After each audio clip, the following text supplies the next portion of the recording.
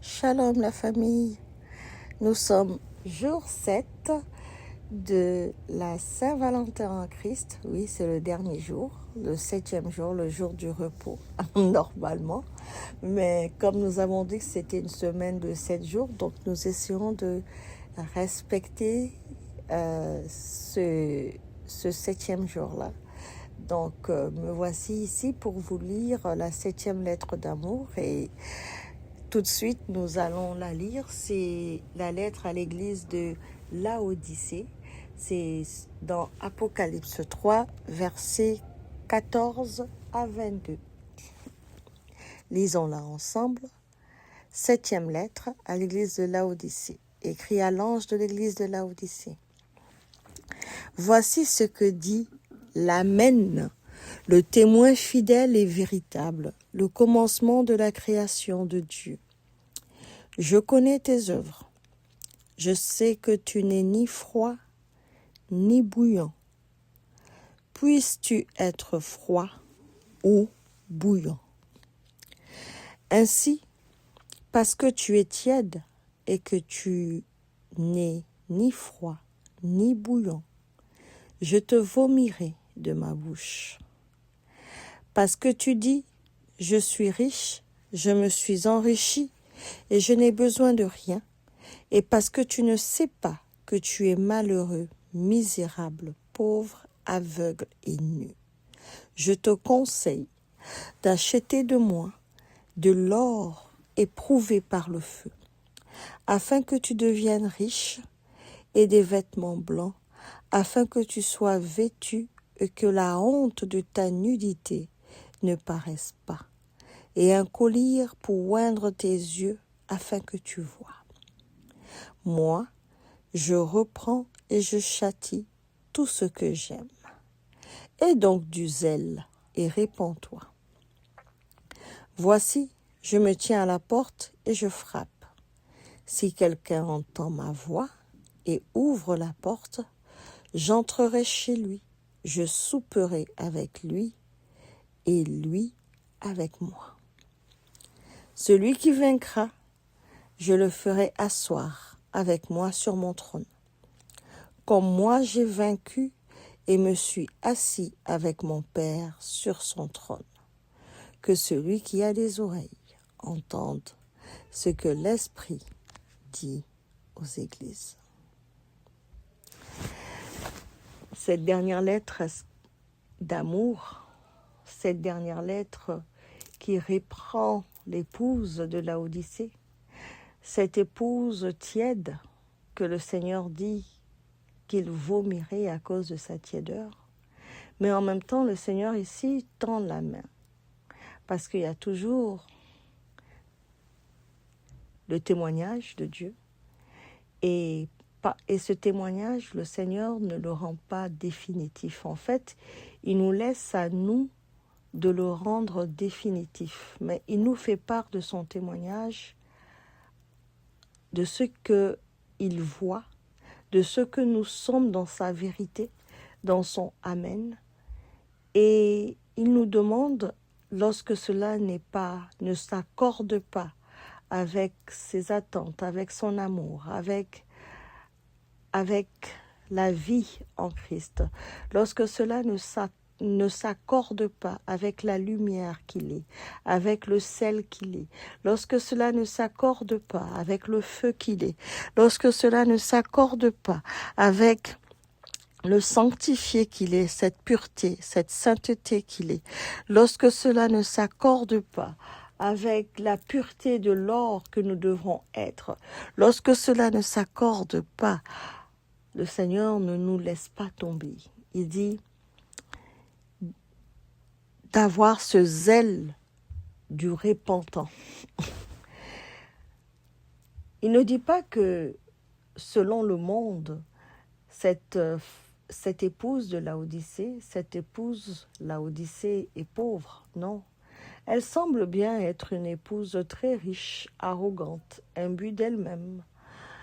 Une épouse qui n'a besoin de personne, qui n'a besoin de rien, qui méprise tout le monde parce qu'elle se sent arrivée, parce qu'elle se sent trop riche dans ce monde et elle a l'impression que la religion ou la recherche de Dieu, ce n'est que pour les pauvres. En fait, elle ne voit que, elle est tellement aveuglée par la richesse éphémère de ce monde qu'elle voit, qu'elle appelle pauvreté la richesse de ceux et celles qui ont trouvé le Christ. Beaucoup peuvent se retrouver dans cette épouse de Laodicée, cette épouse bien avant la conversion, oui. Cette épouse n'est pas du tout convertie. Mais c'est une épouse que l'on invite à la conversion, que l'on invite à être convaincu d'une marche qui n'est pas une marche conforme à la marche de ceux qui sont du royaume des cieux, mais c'est une marche qui appelle à la compassion du royaume des cieux pour cette épouse-là, et ça c'est un appel. Cette lettre, je la vois plus comme un appel. Le Seigneur lance l'appel.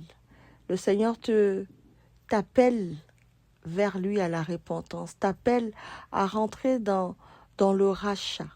Oui, parce qu'il te dit, il te donne même, comme la Bible dit, il est écrit que le semeur, c'est le semeur qui donne la semence à celui qui sème. Donc le Seigneur te donne ici, il te dit de venir acheter de l'or éprouvé par le feu, afin que tu deviennes véritablement riche. Tu sais, riche selon la vérité de Dieu. Afin que tu deviennes riche et des vêtements blancs, afin que tu sois vêtu et que la honte de ta nudité ne paraisse pas, et un collier pour oindre tes yeux, afin que tu vois. Alléluia. Mais la question ici, c'est, Père, avec quoi viendrais-je acheter tout cela? Quelle serait cette monnaie que je devrais te présenter pour pouvoir acheter tout cela? Moi, la seule monnaie que je connaisse, le seul échange possible, la seule bourse d'échange possible dans le Seigneur, c'est le sang de Jésus, le sang de l'agneau, ce sang qui est le sang du racheté. Oui, comme Osée.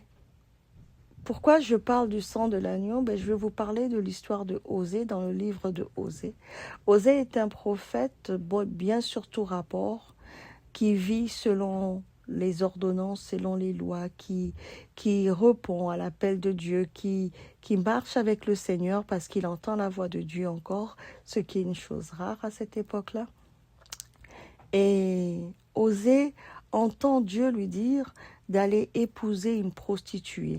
Vous vous rendez compte, vous avez quelqu'un qui a une vie de piété, qui est totalement pieux, totalement dans ce mérite de la conformité par la piété.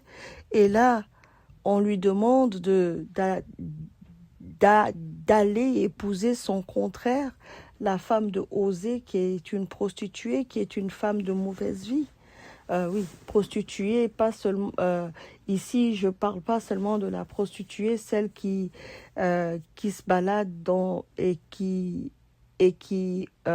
adore d'autres dieux, parce que le Seigneur appelle aussi cette femme-là prostituée, cette femme ou homme qui fait cela. Mais ici, je te parle de la prostituée.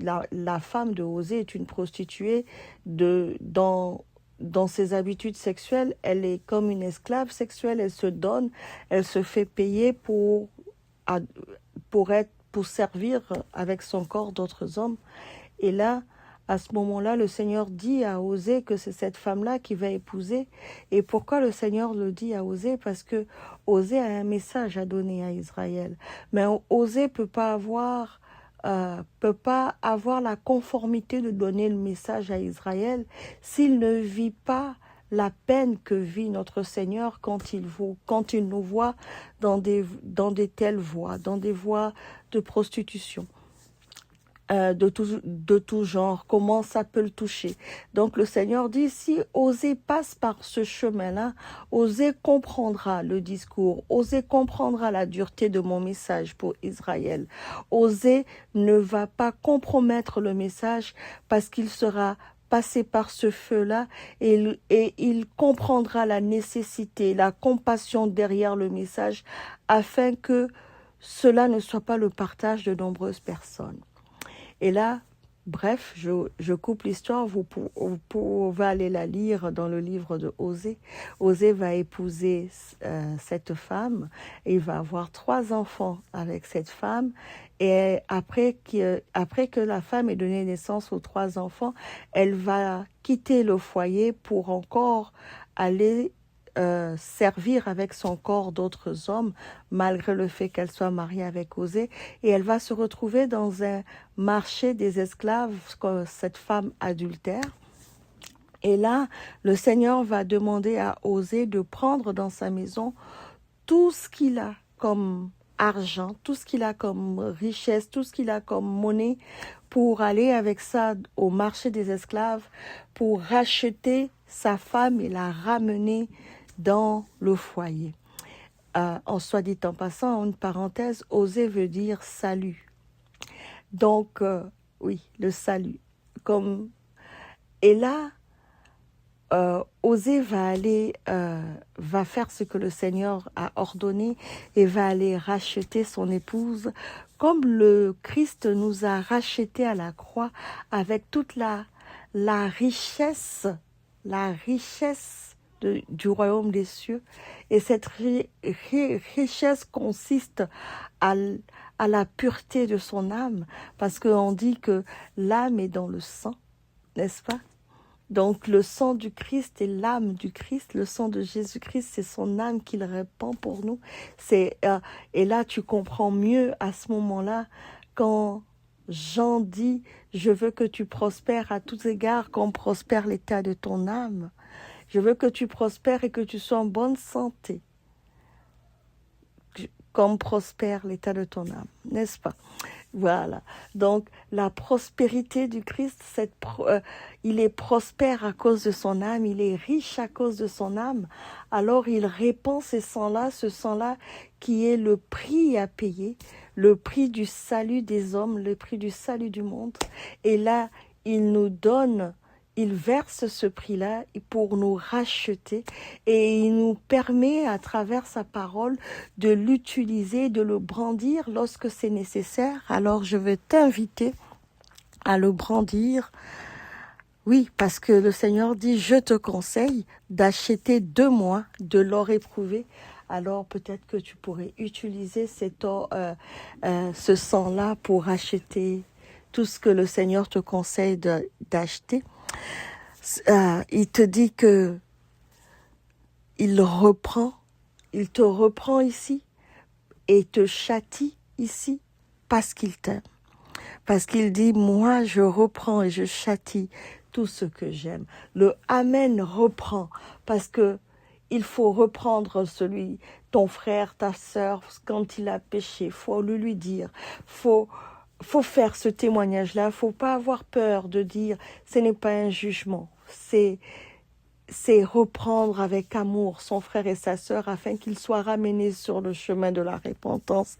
Et c'est parfois, c'est aussi, ça a l'air d'un châtiment, mais le Seigneur te dit, moi je reprends et je châtie ce que j'aime. Donc, c'est véritablement une lettre d'amour. Et une lettre d'amour avec des indications claires sur quoi faire pour rentrer dans ce chemin de la repentance. Tu n'as pas à te poser des questions, 1001 questions. Qu'est-ce que je dois faire pour que je devienne véritablement riche, que je sorte de cette richesse du monde, de cet aveuglement-là? Qu'est-ce que je dois faire? Le cahier de charge est là, la recette est là, le chemin t'est indiqué, la vérité t'est donnée, la lumière est faite à travers cette lettre, il n'y a rien de caché. Oui, parce que avec le Seigneur, il n'y a rien de caché. Tout est donné, tout est accessible et tout est devant toi. Et dans cette lettre, tu as tout ce que tu as besoin d'avoir. Et il te dit que lorsque tu fais ça, tu frappes à sa porte. Et lui, il se tient à cette porte-là. Voici, je me tiens à la porte et je frappe. Donc, parce que là, il vient frapper à ta porte. Cette lettre est le Seigneur qui frappe à ta porte, qui est en train de cogner à ta porte.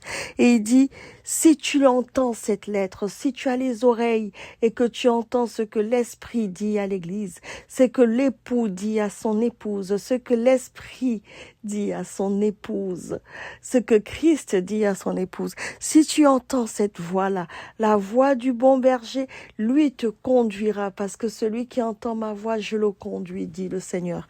Oui, il va te conduire parce qu'il ouvre la porte et il rentre. Il va rentrer chez toi et il va souper avec toi. Oh oui, il va souper avec toi parce que il va préparer les mets pour souper avec toi et tu vas souper avec lui parce que toi aussi tu prépareras des mets pour souper avec ton Seigneur parce que c'est un partage, oui. Sur cette table, il va te donner à manger, de quoi te nourrir et toi tu donneras au Seigneur de quoi le nourrir parce que toi, tu nourriras le prisonnier, tu nourriras le malade, tu nourriras tous ceux vers qui le Seigneur te dirigera, tous ceux qu'il t'a donné à garder seront nourris aussi par toi. Et si tu nourris ces personnes, parce que le Seigneur dit que si tu fais cela, tu l'as fait à lui. Donc, il viendra souper avec toi et tu souperas avec lui chaque jour de ta vie que tu feras ce geste-là. N'est-ce pas magnifique? Et tu seras vainqueur, bien sûr. Et comme tout vainqueur, la promesse, elle est là. Tu seras assis sur le trône de la grâce. Comme lui, il est assis sur le trône de la grâce à côté du Père. Tu ne seras pas devant ou tu ne seras pas derrière, mais tu seras sur le trône de la grâce. Connais-tu le trône de la grâce? C'est ce trône-là devant lequel nous nous mettons ou sur lequel nous parlons à notre Père pour lui dire: Père, je viens chercher ta grâce et ta miséricorde afin que tous mes besoins soient répondus. Tu seras capable d'être dans cette suffisance, dans la suffisance que ne t'a pas donné les richesses de ce monde, mais que te donne la richesse du Amen et du véritable.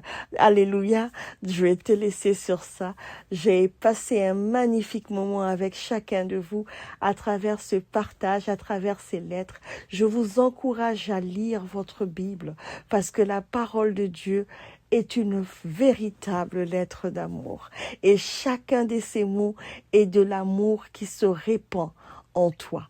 Ne regarde pas cela avec les yeux des hommes, regarde cela avec les yeux de l'esprit. Ne le lis pas avec la lecture de ton âme seulement, mais lis-le avec la lecture d'une âme qui a été passée au feu, une âme qui a été ressuscitée, une âme qui est soumise à l'esprit. Et tu verras que comme la verge de Aaron, tu vas fleurir parce que cet amour t'aura imbibé, embrasé, et tu vas te mettre à fleurir parce que oui, la verge, elle fleurit. Et toi, tu es une verge qui est capable de fleurir comme la verge de Aaron et éternellement rester dans cette floraison. Oui, même pendant l'hiver, ce sera le printemps. Oui, même pendant l'été, ce sera le printemps. Il y aura pour chaque saison, tu ne vas pas faner, tu ne flétriras point, n'est-ce pas? En tout cas, ça a été merveilleux. J'espère que vous avez pris plaisir dans ce moment-là, que vous avez apprécié la porte que je vous ai ouverte sur l'amour de Dieu à travers ces 7 lettres d'Apocalypse. Il y en a d'autres des lettres. Les épîtres sont des lettres. L'Ancien Testament, le Nouveau Testament, il y a des lettres. Les cantiques des cantiques, il y a des lettres. Il y a des lettres partout. Le Seigneur n'arrête pas de continuer d'écrire. L'Acte des Apôtres est une lettre encore. Toi-même, tu es une lettre d'amour que Dieu a écrite. Il y a, depuis la fondation du monde, il a écrit cette lettre d'amour pour toi, sa créature, et pour la création. Oui, parce que tu es une parole qui a été relâchée, tu es une lettre d'amour qui est relâchée, et il a lu chaque jour, il lit cette lettre d'amour-là que tu es pour lui. Oh, oui, nous sommes cet amour-là que le Seigneur répand et qui est infiniment grand et qui est au-delà de notre pensée, au-delà de notre imagination même, mais qui est dans l'infiniment glorieuse exaltation du nom de Jésus-Christ et de la présence du Saint-Esprit dans nos vies sur cette terre. Dans le nom puissant de Jésus-Christ, sois béni. Au nom puissant de Jésus-Christ, que le Saint-Esprit qui est dans ma vie, qui est dans ta vie, qui est dans ce monde, qui est le Père, la Mère, qui nous porte, qui ne nous laisse pas orphelins, te saisisse et t'embrase de son feu. Dans le nom puissant de Jésus-Christ, je vais dire: notre Père qui es aux cieux, que ton nom soit sanctifié, que ton règne vienne. Que ta volonté soit faite sur la terre comme au ciel. Donne-nous aujourd'hui notre pain de ce jour. Merci pour le pain de chaque jour que tu nous as donné. Merci d'avoir pardonné nos offenses, Papa, comme nous pardonnons à ceux qui nous ont offensés. Merci d'avoir accueilli le repenti, Père. Merci de nous avoir repris. Merci de nous avoir pardonné, de nous avoir menés sur le chemin de la rédemption. Merci pour le pardon que tu nous as donné. Nous qui t'avons offensé, nous nous sommes sentis pardonnés. Et nous ne sommes pas simplement sentis pardonnés, mais nous sommes revenus transformés dans le pardon que donne le Père, dans sa grâce et dans sa justification. Je te bénis, Papa, de l'avoir fait pour nous. Oui, Père éternel, ne nous soumets pas à la tentation, mais délivre-nous du mal. Car c'est à toi qu'appartient le règne, la puissance et la gloire pour le siècle des siècles. Amen. Gloire au Père, au Fils et au Saint-Esprit, comme il est au commencement, maintenant et pour toujours, et pour les siècles des siècles. Amen. Pour que la gloire et de toute conversion, que la gloire de tout ce qui a été produit, de tous les fruits, de toute cette moisson, Père, soit pour toi et pour toi seul, dans le nom puissant de Jésus-Christ. Amen.